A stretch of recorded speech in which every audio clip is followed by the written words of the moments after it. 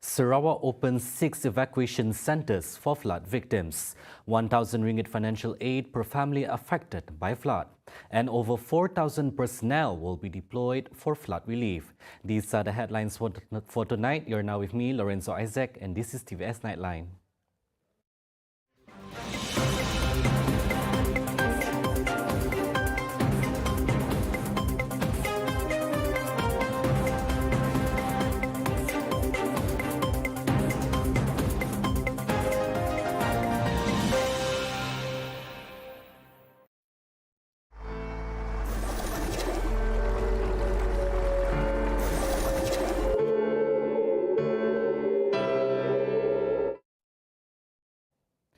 Six temporary evacuation centres, PPS, were opened today to house victims affected by the flash flood. Premier of Sarawak, Dato' Padinggi Tan Sri Abang Johari Tun Openg, informed that the PPS are located in different affected areas, including Sebuyau and Samarahan. Dan di seluruh Sarawak, kita ada membuka 6 pusat, iaitu 2 di Bau. Sementara Kuching Tok Sigit di situ, daya kita ada di Samarahan 2 dan juga Sebuyau. Dan keluarga mangsanya ialah 73 KIR, membabitkan 305 mangsa. Jadi saya nasihatkan rakyat supaya berhati-hati dalam masa 3 bulan ini. Kita ikutlah apa yang dinasihatkan oleh pihak berkuasa. He spoke at a press conference after visiting the Kampung Sungai Bedaun PPS on Friday. At the same time, Abang Johari revealed that a developing project in Kampung Sungai Bedaun will be able to address the village's persisting flood problems. Dan juga tadi saya telah diberi taklimat dengan ada pembangunan sedang berlaku di kawasan ini. Dan nak integratekan pembangunan itu supaya aliran air dan juga peparitannya lebih tersusun dan tidak mengakibatkan banjir di kawasan-kawasan yang rendah. Dan di mana kita tahu keluarga extended family dan rohana akan ditempatkan di sini. Dan makna dia infrastrukturnya hendaklah kita bangunkan dan kita integrate dengan kampung-kampung yang sudah ada di sini. Rural folks in Sarawak have shown great resistance when they are asked to move from low-lying areas to higher grounds in order to save them from being affected by flash flood. This was revealed by the Premier, Dato' Padinggi Tan Sri Abang Johari Tun Openg, who said that only schools were successfully relocated to higher grounds areas and avoid the risk of flooding. Kita buat sekolah baru lah. Kita buat di Bintulu. Bintulu, Ulu Segan. Ulu Segan di Bintulu. Sekolah lama ya, dah boyak. Tapi memang boyak ke Biawak sih tahu lah. Tapi dah kita pindah atas. Dah pindah. Dah siap. Dah siap. Dari saya ada pergi siap. Jadi dari kata sekolah senang sedikit untuk rumah panjang, perkampungan, ya ada masalah. Ada orang mau pindah, ada orang mau pindah. Ada masalah. Okay. Abang Johari was joined by the Deputy Premier, Dato' Amar Douglas Uga Ambas, and Santubong Member of Parliament, Dato' Sri Nancy Shukri, during his visit at Kampung Sungai Bedaun Temporary Evacuation Centre, PPS.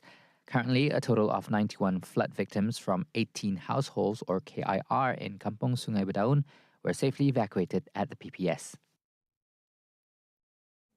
Flood victims who are placed under PPS are eligible to receive a monetary aid of ringgit per family.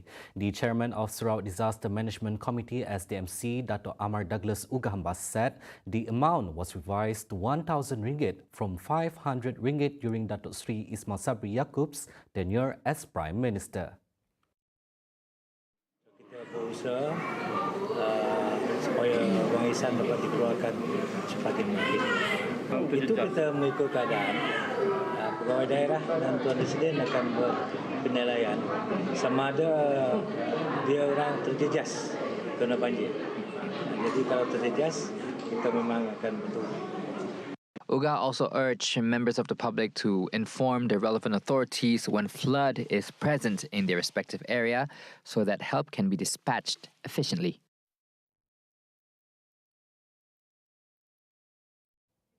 The Sarawak state government gave their commitment and assurances that food supplies are sufficient to meet with the needs of flood victims statewide. Sarawak's Disaster Management Committee SDMC chairman, Dato' Amar Douglas Ugambas, said that the state government is also urging the people's representatives, especially from the Gabungan Party Sarawak GPS, to take up the responsibilities of ensuring that food supplies and other assistance are sufficient and ready. Kita minta juga local YBs, local GPS ahli yang berhormat also to be alert and to give support to the program untuk menentukan rakyat selamat dan dia juga dapat makanan, especially kalau dia ada terlibat ataupun kena banjir. Uga, who is also the Deputy Premier of Sarawak, said this to reporters during the SDMC's press conference at Wisma Bapa Malaysia on Friday. Meanwhile, according to a weather forecast issued by the Malaysian Meteorological Department, Met Malaysia, continuous heavy rain is expected in several districts in Sarawak from Friday to Saturday. Following the weather warning, the National Disaster Management Agency NATMA on their official Facebook page urged the state and district disaster agencies nationwide to be activated immediately. The state disaster committees are also requested to increase their preparedness in facing untoward incidents or disasters, especially in high-risk flood zones. A total of 3,000 Security Civil Defence Force APM personnel are ready to be deployed to handle possible flood disasters in Sarawak following the transition of the northeast monsoon. APM Deputy Director Lieutenant Colonel Raja Muhammad Al-Hakim Raja Jaafar said that as of now, 1,528 personnel have already been deployed statewide, including those on the ground to assist in flood evacuation operations. Dan buat masa sekarang, pada permulaan ini, manpower kita seluruh daerah masih lagi mampu untuk menangani masalah ini dan kita punya aset pun memang sudah bersedia daripada awal sebenarnya. Kita aset dan kita punya tim. Trend ini meningkat, kami rasa kami akan mobilisasi semua 1,528 anggota yang saya nyatakan tadi akan ke lokasi-lokasi yang dinaiki air. Raja Muhammad assured the public that manpower is sufficient to provide assistance to other agencies involved in the monitoring and evacuation of victims that are affected due to flooding. Raja Muhammad told this to reporters after officiating at the closing of the Teluk Melano Village Beach Rescue Course on Friday. He further stressed that the deployment of APM's personnel will be synchronized with several agencies to evacuate victims to the Temporary Evacuation Centers PPS, as well as to ensure that facilities at the centers are complete. As of now, he revealed that there are more than 500 PPS statewide that have been gazetted as preparation for any disasters during the flood season. He assured, however, that the number of PPS will be increased if the flood situation in the state worsens. Over 4,000 manpower will be deployed to handle flood situations in Sarawak, said Dato' Amar Douglas Ugambas. The Deputy Premier of Sarawak announced that the numbers comprise of 1,126 personnel from the Malaysian Fire and Rescue Department JBPM Sarawak, 868 personnel from the Malaysian Volunteer Corps Department RELA, and 888 Malaysian Armed Forces. Uga, who is also the chairman of Sarawak's Disaster Management Committee, added that there will be a total of 1,245 personnel from the Royal Malaysian Police. So far it's good. I think our committee has been doing very well in the preparedness. Sama ada dari segi bakalan makanan dan persiapan pusat-pusat perpindahan sementara It's all well done, the police and so on agencies.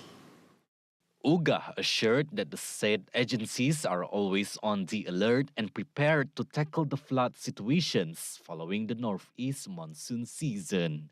He stressed that SDMC is committed to ensuring that the safety and the welfare of Sarawakians who are affected by floods are always taken care of.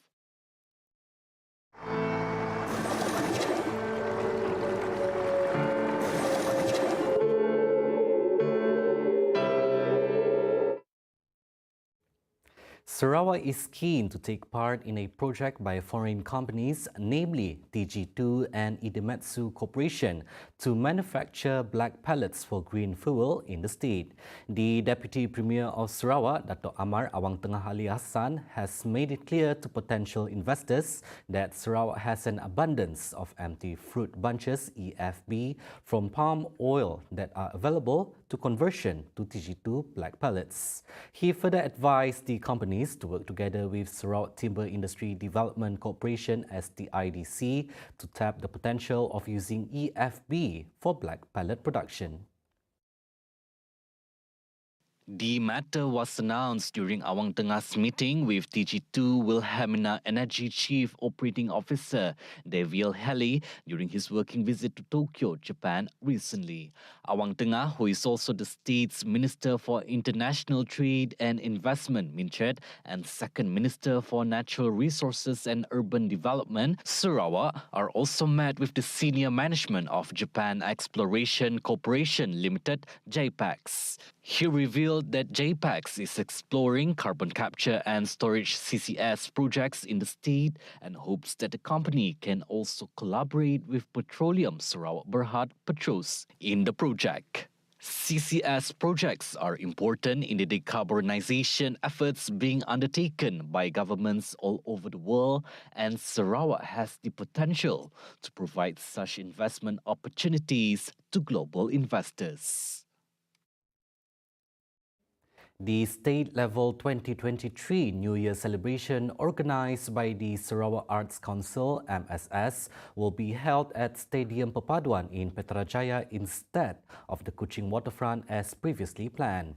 Minister of Tourism, Creative Industry and Performing Arts, Datuk Sri Abdul Karim Rahman Hamzah, said the venue change was made after considering the continuous downpour since the past few days.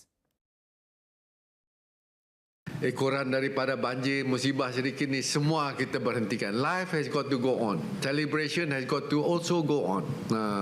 Dan sebab itulah kita telah bersetuju selepas menerima nasihat pandangan daripada kerajaan negeri untuk mengubah tempat ambang 2023 ataupun countdown 2023 yang mana temanya Let's Celebrate Together. Kita masih kekalkan. Tempatnya akan berubah daripada waterfront Kuching ke Stadium Perpaduan Kuching. Despite the change of venue, Karim said the tentative program has not changed. However, the crowd expectations will have to be decreased as the stadium can only accommodate up to 3,500 spectators. He added that the organizers would also set up huge LED screens for the public who prefer watching outdoors.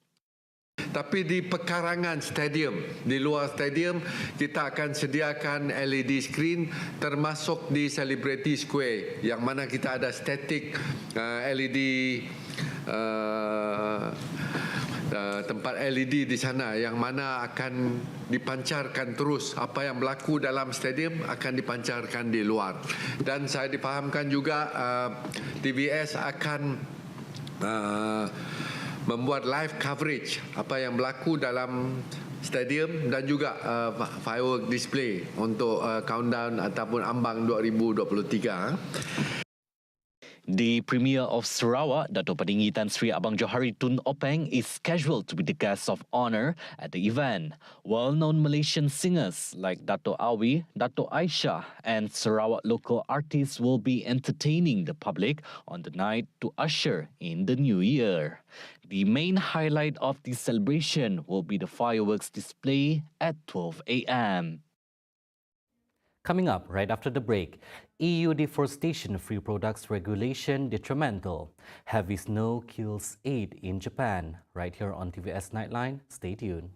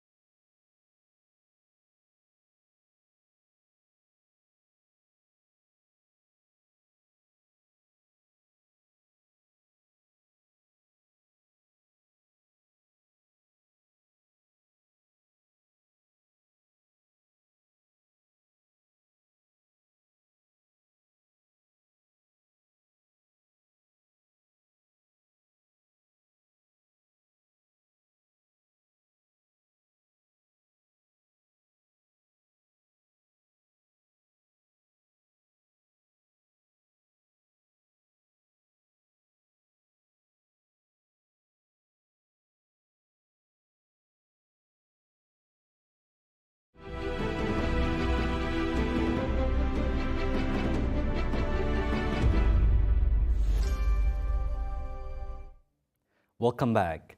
Malaysia, being a major commodity producing country, is deeply concerned about the European Union EU deforestation-free products regulation targeting commodities such as palm oil, timber, cocoa and rubber, said Deputy Prime Minister and Minister of Plantation and Commodities, Datuk Sri Fadilah Yusof. He said the regulation was a unilateral initiative by the EU that is detrimental to free and fair trade, which could result in adverse impacts on the global supply chain. Fadilah said Malaysia underscored the need for a balanced approach between achieving development goals and climate ambition, and the 2030 Sustainable Development Goals remain the utmost priority for the nation. Fadilah said the EU regulation will place additional burdens on Malaysia exporters of palm oil to the EU market, specifically the requirement for additional traceability requirements and data that must be provided to end customers based in the bloc. Fadilah also added that the deforestation-free products regulation was a deliberate act by Europe to block market access and would hurt small farmers and protect the EU's domestic oilseeds markets that is inefficient and cannot compete with the cost of palm oil. Moreover, he said this regulation could lead to higher food prices and reduce output at a time of record global inflation.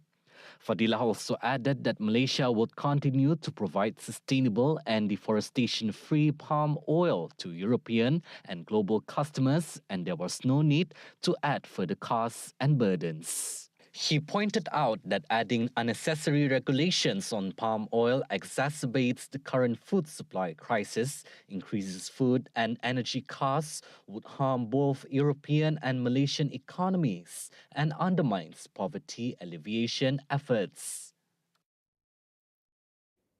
The Malaysian economy is expected to start moderating in the months ahead in 2023, impacted by global economic uncertainty, said the Department of Statistics Malaysia.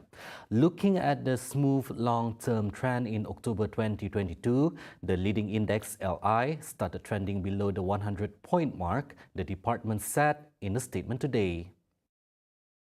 Chief Statistician Datuk Sri Muhammad Uzzair Mahidin said that Malaysia's LI rose 0.4% to 109.6 points in October 2022 versus 109.2 points in the same month last year, a rise of 0.4 index points. However, on a monthly basis, the LI recorded a negative 0.3% in October 2022 against a negative 1.3% in September 2022. This trend was driven by the Bursa Malaysia Industrial Index 0.6%, real imports of semiconductors 0.3%, real money supply M1 0.1%, and expected sales value for manufacturing 0.1%. LI is a predictive tool to anticipate economic upturns and downturns in an average of 4 to 6 months ahead. The CI measures current economic activities and is often analysed with leading and lagging indexes. The Ministry of Domestic Trade and Cost of Living (KPDN) Limbang is committed to addressing the cost of living issues by ensuring controlled goods are sufficient in the market. Traders, suppliers and wholesalers in Limbang Division are reminded to always comply with the rules and laws as set by the ministry, including compliance with the festive season maximum price scheme (SHMMP) enforced in conjunction with this upcoming Christmas.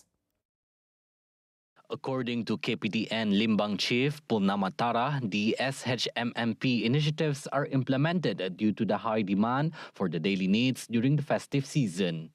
Skim ini berkuasa pada 23 Disember hingga 27 Disember yang mana merangkumi 2 hari sebelum perayaan, 1 hari perayaan dan 2 hari selepas perayaan.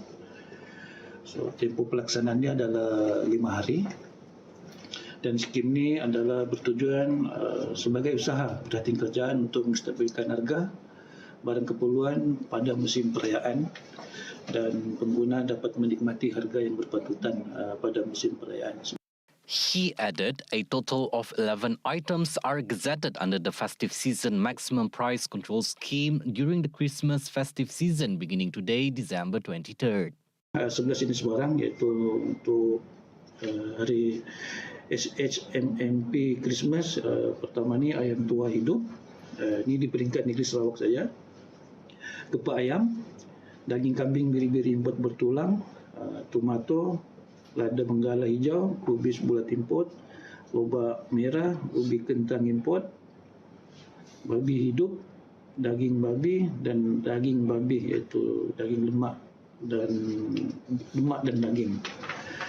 According to Purnama, the implementation of the scheme is to eradicate the profiteering activity and to ensure the stabilization of the people's daily needs. Saya minta kepada peniaga supaya mematuhi pelaksanaan skim kawalan harga ini, yang mana di peringkat pihak peniaga kita minta meletakkan tanda harga yang berwarna pink. Tujuannya untuk membandingkan harga barang kawalan dengan harga yang biasa. A fine of 100,000 ringgit or a prison sentence of not more than 3 years clearly proves the seriousness of the ministry in handling the people's cost of living and ensuring sufficient supply in the market. Purnama was met by TVS at his office on Friday. The Ministry of Women, Family and Community Development has encouraged more to come forward to do charity work. Its Minister Datuk Sri Fatimah Abdullah commended the good work of non-governmental organizations, NGOs, as they had been doing charity events that benefited the less fortunate and the needy, especially during the festive seasons such as Christmas. Dengan adanya NGO seperti 38 Yayasan Pencinta Amal dan juga NGO lain yang menyumbang kepada keperluan masyarakat kita terutama sekali masa festive season seperti ini dan juga masa kita ditimpa musibah. Bagi saya charity work seperti ini yang memberi fokus kepada kanak-kanak dan juga kumpulan yang disadvantaged and needy di dalam komuniti kita ini sangat membantu sebab ia merupakan ia boleh menambah sistem jaringan sosial yang ada di Sarawak ini. Fatimah said this while attending the Christmas celebration at the Salvation Army Children's Home on Friday. At the event, 5 marked cheques worth 43,986 ringgit were handed as educational assistance to 5 children from the Salvation Army Children's Home. 16 bicycles were also donated to the children.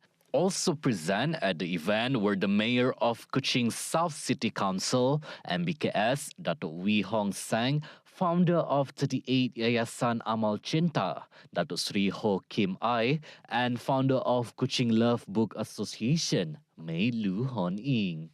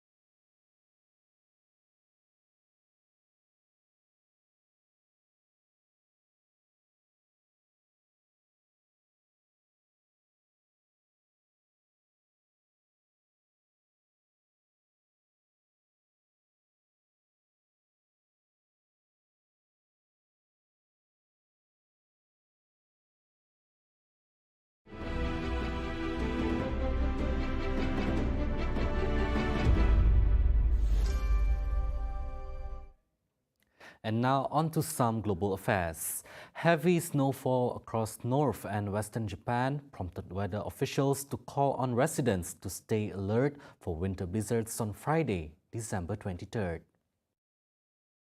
According to Japanese public broadcaster NHK, the snow that has continued along the Sea of Japan coast in northern and western areas in the country since December 17 has killed 8 people and injured dozens as of Friday morning. Rural areas in Japan's Hokkaido observed 1 meter and 61 centimeters of snow. Japan's Railways Sapporo station said that it will suspend trains connecting to Hokkaido's capital city in Sapporo. Weather officials are asking residents to stay cautious and refrain from non-essential outings until Monday, December 26, as heavy snow may disrupt traffic and cause power outages. Volunteers handed out blankets and hot food to the homeless community in Houston, Texas on Thursday, December 22nd, as swaths of U.S. braces for a fierce wintry Christmas. People without shelter are at high risk all over the country as an Arctic blast moves through. A strong cold front is blowing through southeast Texas, bringing strong winds and frigid air. Temperatures will drop below freezing early this evening and into the tens later tonight. Dangerous wind chills will continue through Friday morning, and the very cold weather will continue through Christmas weekend. A hard freeze and wind chill warnings go into effect this evening. Temperatures may not climb above freezing Friday, with another hard freeze on Friday night, December 23. That's all the time we have for TVS Nightline. I'm Lorenzo Isaac. Thank you for watching.